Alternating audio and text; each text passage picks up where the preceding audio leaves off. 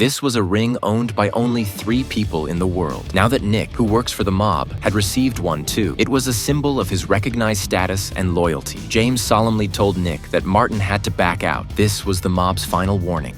If they can whack a president, they can whack a president of the union.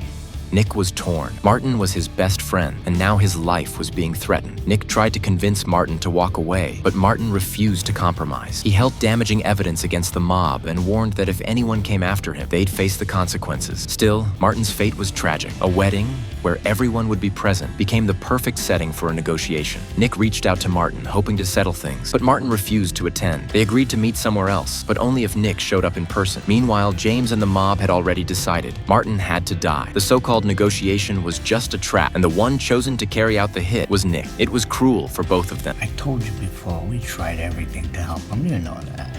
You tried. He brought this on himself. And it's landing on us.